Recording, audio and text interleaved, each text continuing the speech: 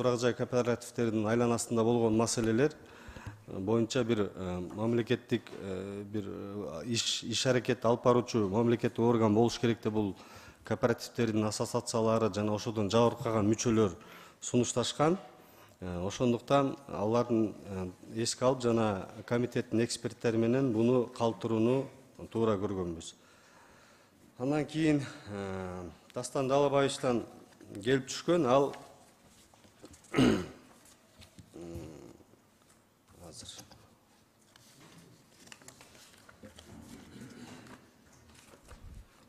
Дастан Далабаевич сунуштаган сунушта дистанциялык онлайн деген сөздөрдү дистанциялык дегенге алмаштыруу болгон. Биз ага макул болгонбуз. Андан сырткары добуш берүүнүн алкагында бюллетень жана башка уставта каралган ыкмалар менен добуш берүүнү жөнгө салуу деген ага да макул болдук. Анткени дистанциялык болгондо бул баягы электрондук бюллетень болуп калышы мүмкүн.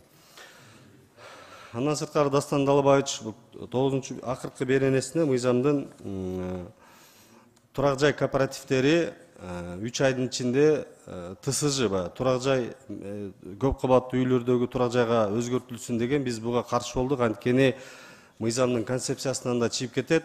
ТСЖларды жөнгө салган өзүнчө мыйзам бар. Ал эми ТСЖларды жөнгө салган мыйзамдын 3 беренесинде бул көп кабаттуу үйлөргө гана түзүлөт. Ал эми турак жай кооперативтер болсо бул гараждык, эксплуатациялык жана мындайча айтканда жердеги жеке үйлөргө алардын жанагы сууну камсыз кылуу, жалпы жерлерди колдонууга байланышкандыктан бул турак жайдын көп кабаттуу үйгө дал келбегендиктен биз адан баш тартканбыз. Андан сырткары эң көп көлөмдүү сунуш бул Акаев Жанарбек Кубанычевичтики болду. Ал сунуштун өзү 49 барактан турат. 49 барактан турган айтып кетсем, бул биринчи бөлүмүнө өз ара жардамдашуу турак жай топтоо кооперативин киргизүү боюнча сунуш берген. Бул коммерциялык эмес кооперативдин жаңы түрү. Биз комитет тарабынан буга экинчи окууда макул болгон. Андан сырткары ошол эле беренен 2.4 менен алар ошол коммерциялык эмес кооператив өз мүчөлөрүн материалдык эмес керектүүлөрүн канааттандыруу жана ишке ашыруу үчүн мүчөлүк негизинде жеке жактардын ыктыярдуу бирикмеси алар үчүн пайда алуу иштин негизи максат болсо, ал эми алынган пайда кооператив мүчөлөрү менен кызматтардын ортосунда бөлүштүрүлбөйт деген текст бул мурдагы бери келе жаткандыктан бул кабыл алынган жок. Адан ошол эле 6-пунктуна милдеттүү үлүш кооператив мүчөсүнүн добуш берүүгө жана кооперативдин ишке катышууга жана кызматтарын пайдаланууга тартиптөөлүктү деги эле бул жердеги 60% кабыл албаган мурдагы редакциядагы жана биз сунуштаган мыйзам долбоорунун кайталанма сунуштарынын баарынан баш тарткан. Ал эми жаңыча киргизгендерин кабыл алдык. Мен кабыл алынгандарына токтолуп кетсем, анда турак жай ыйгарым укуктуу органдын болушу ошол турак жайлар жаатындагы иштин контролду жүзөгө ашыруу деген сөздөрдү кошкон. Биз аны кабыл алганбыз. Бул боюнча союз кооперативтери менен дагы жолугушуу өткөрүп тактап чыкканбыз.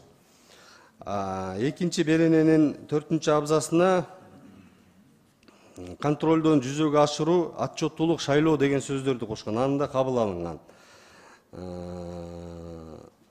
Адан кийинки беренеге кошулган абзаска ал баш тартылган. Бул кооперативдин автономдуу жана көз карандысыз ишинин негизинде кооператив мүчөлөрүнүн экономикалык жана чарбалык өз алдын сактоо деген бул негизи эле жалпы кооперативдердин принцибинде болгондуктан аны ар бир беренеге камтып чыгуу мүмкүн эмес болчу. 4-беренеге өз ара жардамдашуу турак жай топтоо кооперативинин өзүнө 50дөн кем эмес мүчөнү камтууга тийиш деген кабыл алынган. Ал эми жалпы кооперативдердин принциби боюнча бул 7ден ашык жарандар менен түзүп жүрүүгө мүмкүнчүлүк бар. Бул жерде өз ара жардамдаш кооператив бир 50 адам болгондо гана түзүүгө мүмкүн болот. Айыл чарба кооперативдин бардык түрлөрүнүн аталышы айыл чарба кооператив деген сөздөрү камтуу тийиш деген комитет тарабынан кабыл алынган жок. Анткени айыл чарба кооператив деген бул коммерциялык кооперативдин эле бир түрү болуп эсептелинет.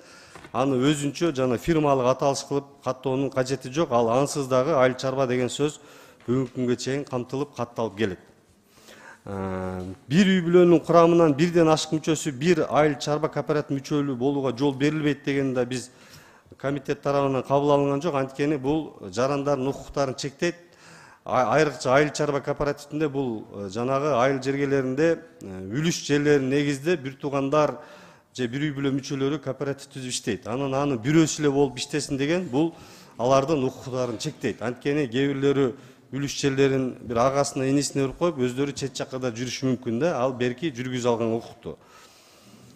3-пункттун өз ара жарымдаш турак жай кооперативинин мүчөлөрүнүн бардык үлүштүк жана башка төгүмдөрүн кооперативден аталыш бериш эсебине киргизүү жолу менен нактылай эмес формада акча каражатын түрдө гана жүргүзүлүүгө тийиш комитет тарабынан кабыл алынган жок. Анткени бул биз сунуштаган концепция мыйзам долбоорунун өзүдө булар бар болчу. Баякы кайталанган кайра ар бир бенеге кайталанып чыккан баякы ченем жаратуу техникасына туура келбегендиктен биз баш тартканбыз комитет менен биргеликте. 4-чү беренеге, ошо 5-чи берененин 4-пунктуна ички актылары менен турак жай алуунун так мөөнөттөрүн белгилөөгө жол берилбейт. Комитет тарабынан кабыл алынган жок бул дагы. Себеби деги эле мөөнөттөрдү белгилеп, мөөнөттөр менен иш алып барып, 3 айда, 6 айда алып барабыз деп, убагында алып бере албай, элдер нараазачылыкка алып келген. Ошондуктан бул ички акт эмес, бул устав менен, устав ал эми мамлекеттик каттоодон өтөт. Бул ошол жакта каралышы мүмкүн. Ал эми ички акты деген бул кооперативдин кеңешинин башкармалыгы эле бир акты чыгара бериши мүмкүн да. Ошон үчүн бул дагы жарандардын укуктарын чектеп же болуш мүмкүн. Мындайча айтканда, макулдашылгансыз чечимдер чыгып калышы мүмкүн. 6-пунктуна өз ара жарымдаш турак жай кооперативдин турак жай топток кооператив өз мүчөлөрү үчүн веб-сайт милдеттүү түрдө болууга тийиш, анда өз жарандашын бунда кабыл алынган жок. Ансыз биз турак жай кооперативдерин жалпы эле алардын электрондук веб-сайт болушу, ал жерге маалыматтардын чыгышы деп бул мыйзамдын долбоорунда каралган. Буну ар бир өз ара жардамдаш кооперативине башкаган түрүнө кошуп жазып чыгыш бул мыйзамды ченемден чыгып бир аңгемелештирилген текстке алып келип коет да. Ошондуктан биз будан баш тарттык. Болдуңуз. Бул өзү урматтуу депутаттар, бул 49 барактан турган сунуш да өзүчү. Жок, асыл негизгисин айтып коюң. Жок, бул өзү 3-чү окууда ушул 35% кабыл алынды. Булардынчы мыйзамдын концепциясына туура келген жанагы немеден жарандардын жана жабыркагандардын укугун бузбоого алып келген нормалар калтырылды. Мен түшүндүм. Тактоо иретинде, мисалы үчүн кооперативдердин турак жай курулуш кооперативдери жөнүндө болуп аткандан кийин жана үлүштүк төгүмдөрдүн негизинде биздин жарандарыбыз кооператив ошондой курулуштук турак жай курулуш кооперативдерине каражаттарын төлөп атпайбы үлүшкө кириш үчүнчү. Анан ошолор алып бербестен акчаларын алдап кеткендердин жоопкерчилиги мен көрө албай атам да. Жана Ихсан сыяктуулар да ушуга кирет да, туурабы? Ооба.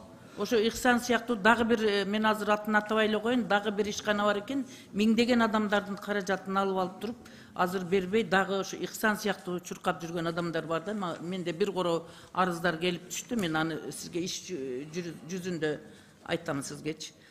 Ошолордун жоопкерчилиги барбы азыр? Ким көзөмөлдөйт ошого окшогон шылуундардычы?